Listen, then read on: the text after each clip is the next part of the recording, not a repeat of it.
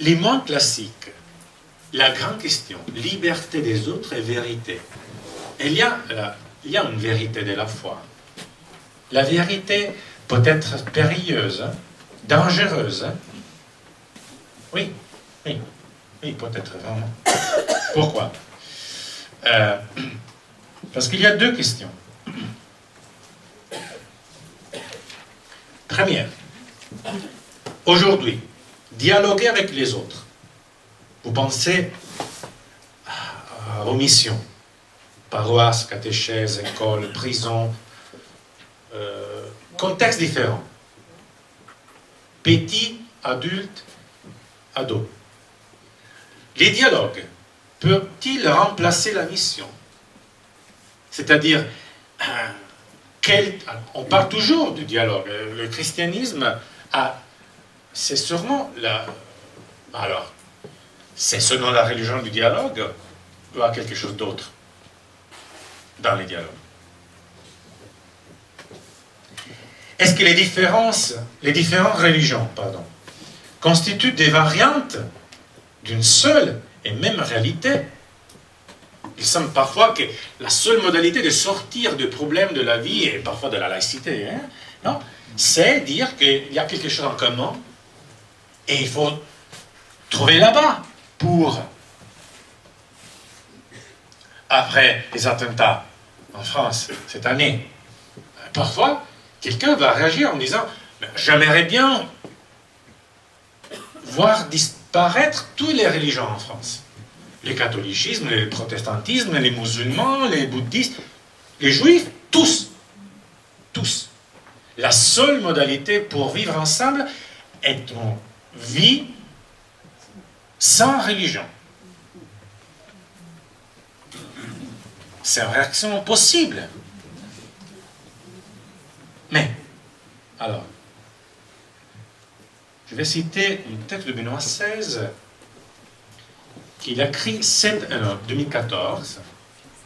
Vous savez que le pape Benoît XVI reste dans le silence, presque jamais il va dire quelque chose, mais pour l'occasion de l'ouverture de l'Università Urbaniana à Rome, il a donné un texte octobre 2014, sur la question de la mission, de l'annonce. Exactement, tout à fait. Bon, alors, renoncer à la vérité semble réaliste et utile à la paix entre les religions du monde.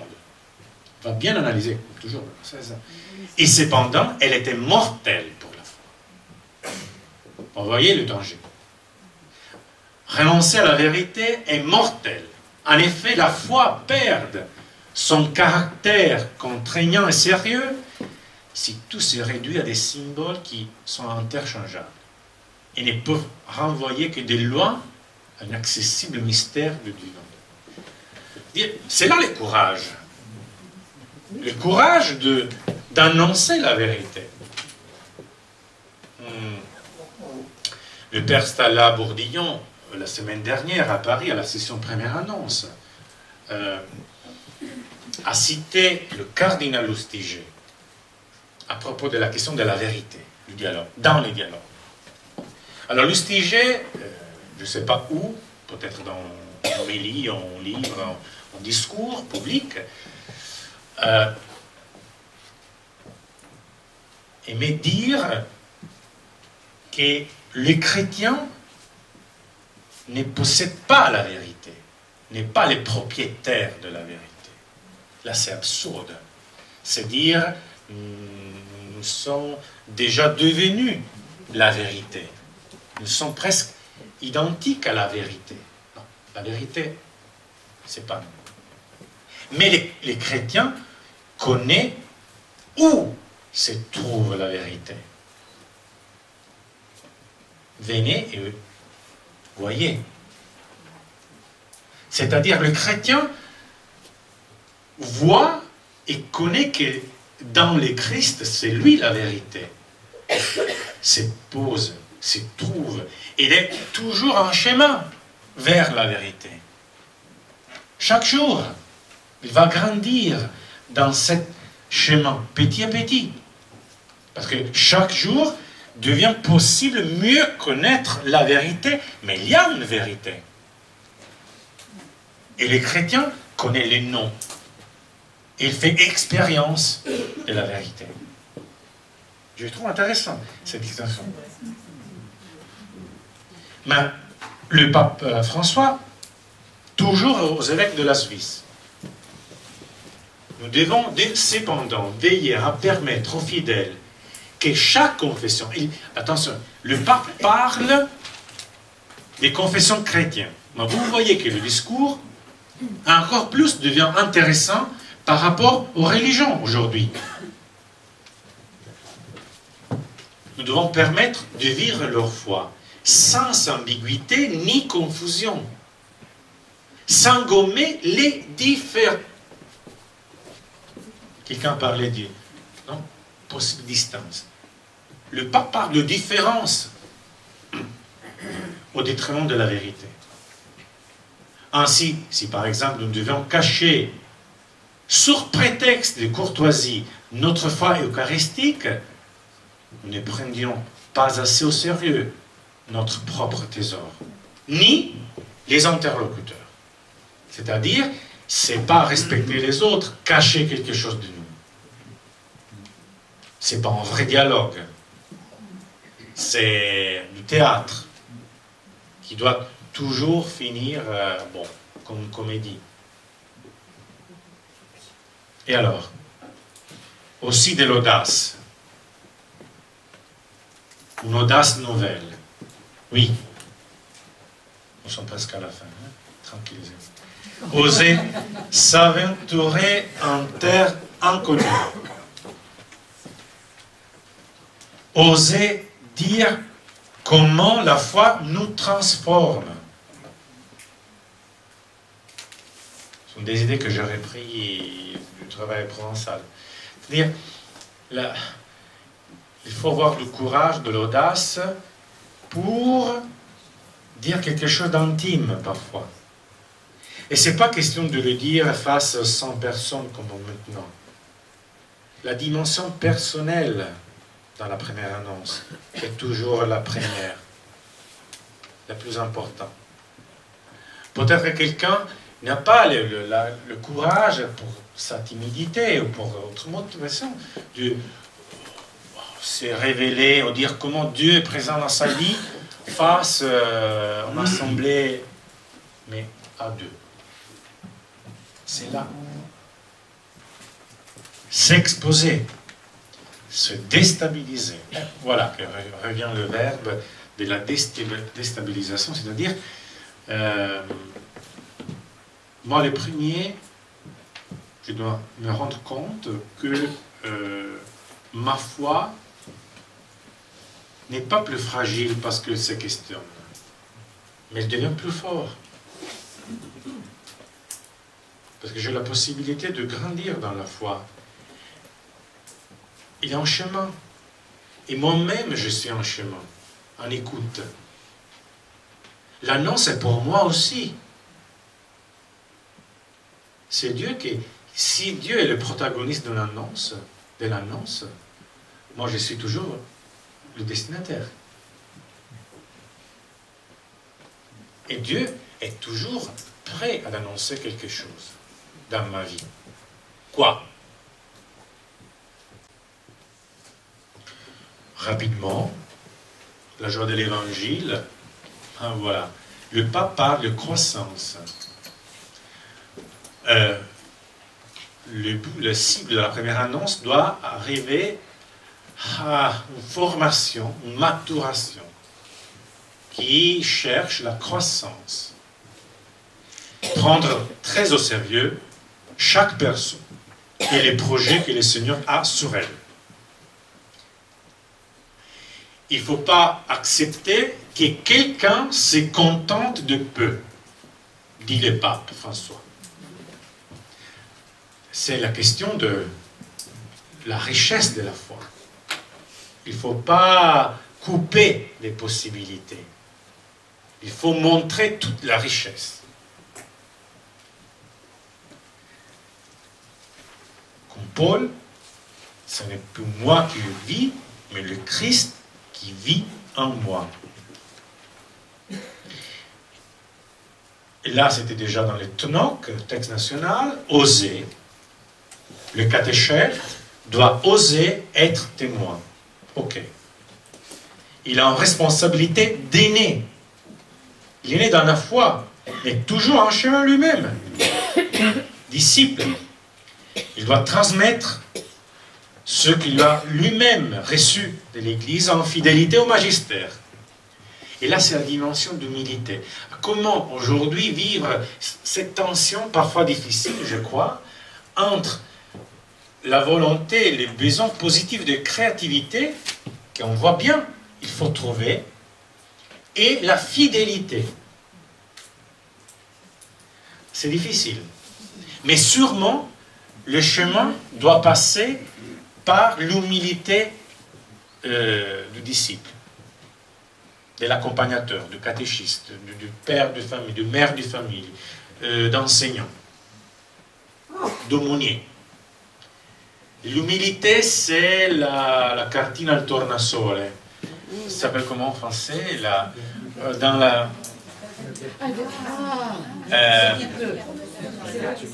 cartina al tornasole. Dans la chimique. Non. Pour découvrir les composants chimiques de... Oui, les éléments. Voilà, oui. Vous savez qu'il y a un petit papier qui... Bon, c'est l'expression. Oui, un petit papier révélateur dans... Voilà. pH. Là Le révélateur de pH. Du pH. Voilà. pH neutre, tu peux un pH aussi. Voilà, par exemple. Alors, révélateur d'un bon chemin de foi, c'est l'humilité.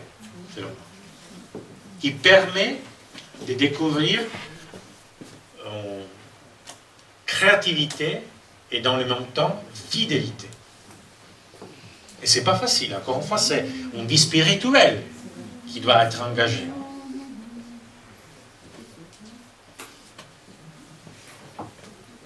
Alors, c'est le texte national qui va proposer avec le verbe oser, oser prier dans la famille, oser parler de sa propre foi,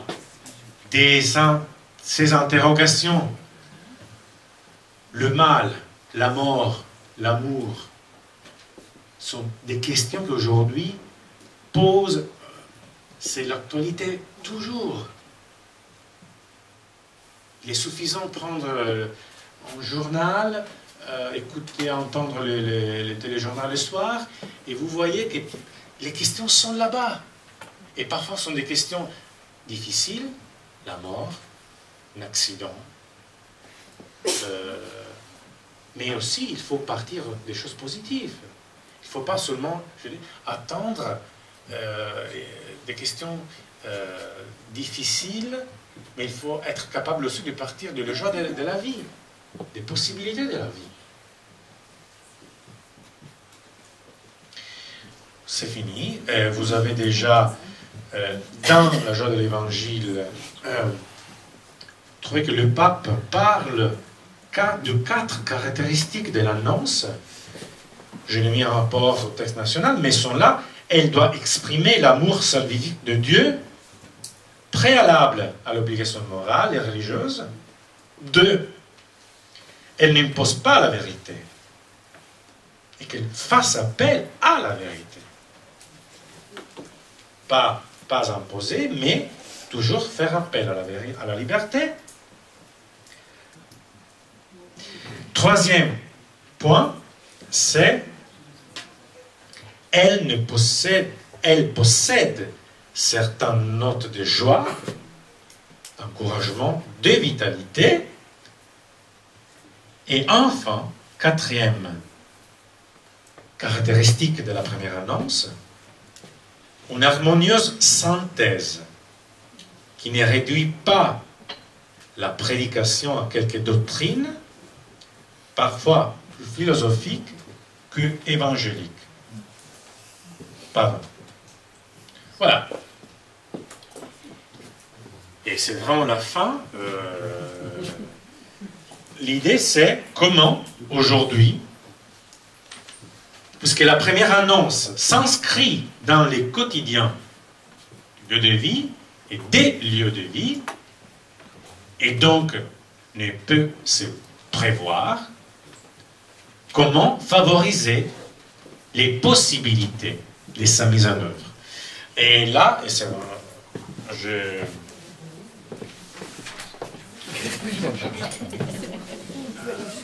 en effet, si vous bien réfléchissez, c'est un paradoxe. Vous êtes aujourd'hui ici pour une session de formation, pour vous mieux préparer pour vivre la première annonce. Mais depuis désormais 1h30 presque, nous disons que c'est pas préalable, c'est une situation ponctuelle, c'est les coiffeurs, c'est la gare, c'est la vie en famille, c'est... Alors, comment se préparer à quelque chose d'inattendu? C'est bizarre. C'est de la folie. Alors, je vais provoquer, mais c'est vrai.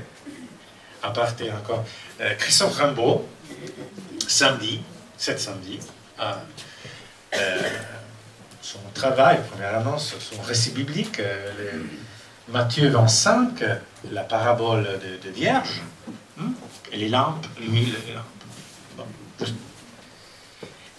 il a dit, le problème, c'est que toujours, la première annonce, elle arrive du royaume. Les possibilités d'annoncer sont inattendues, pas prévisibles. Exactement comme l'arrivée de l'époux dans la parabole. Les problèmes, c'est amont. C'est-à-dire, avant, les lampes sont pleines ou pas. C'est là les problèmes. Quelqu'un est là avec la lampe mais vide. Et bon, alors, au moment donné, c'est clair qu'il n'y a pas la possibilité d'allumer la lampe. Alors, il faut bien toute sa vie, toute notre vie, chaque jour, soigner l'huile de la lampe. Ben oui.